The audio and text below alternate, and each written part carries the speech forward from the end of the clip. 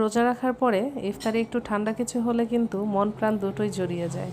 তো এই জন্য আমি তৈরি করেছি ফালুদা। ফালুদা কিন্তু আমার অনেক পছন্দ, শুধু আমার না, আমার পরিবারের সবাই ফালুদা পছন্দ করে। তো এই জন্য আমি ইফতারে এটা বেশিরভাগ সময় ফালুদা বানাই। ফালুদা অথবা হালিম, এই দুইটা খাবার আমার ইফতারে খেতে অনেক মজা লাগে। আপনারা কারা কারা ফালুদা লাভার কমেন্টে হাত তুলেন তো দেখি। আমি এখন টেবিল সাজাচ্ছি। ফালুদার জন্য যা যা লাগবে সব কিছু নিয়ে এসেছি এখানে, যেমন নুডলস, তারপর আপেল কেটে নিয়ে আসছি ছোট ছোট কিউব করে, আর এই যে আমার মেয়ে আনার নিয়ে আসছে, আর শশা কুচি নিয়ে আসছি। আমি মুড়ি মাখার মধ্যে শশা কুচি দিয়ে আর কি মুড়িটা মাখাই, তাহলে খেতে বেশি মজা লাগে।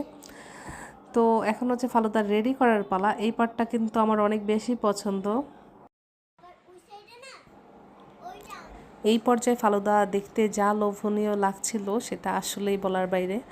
আর এমনিতে হচ্ছে ফালুদা আমার পছন্দ শুধু একটা কারণেই, যে এটা অনেক কালারফুল হয়, বিভিন্ন ধরনের কালার থাকে জেলিতে, তারপর হচ্ছে আনার ফ্রুটসও বিভিন্ন কালার থাকে। তো সব কিছু মিলে কিন্তু এটা খেতে একদম চমৎকার লাগে। দেখুন, আমার ছোট্ট অ্যাসিস্ট্যান্ট আজ ফালুদা সাজানোর দায়িত্ব নিয়েছে। ওর সাজানো ফালুদা দেখে তো মনে হচ্ছে এর স্বাদ আজকে দ্বিগুণ হয়ে যাবে। মামের এই ছোট্ট মুহূর্তগুলোই আসলে আমার এই ব্লগের সার্থকতা।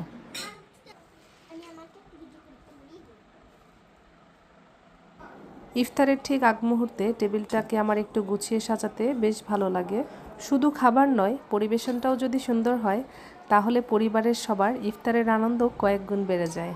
তাই আমি চেষ্টা করি খুব সাধারণ কিছু জিনিসের মাধ্যমে টেবিলে একটা প্রপার রামাদান ভাইব নিয়ে আসার জন্য। আল্লাহর নিয়ামতগুলো যখন এভাবে সামনে সাজানো থাকে তখন মন থেকে একটা শুকরিয়া চলে আসে, আলহামদুলিল্লাহ।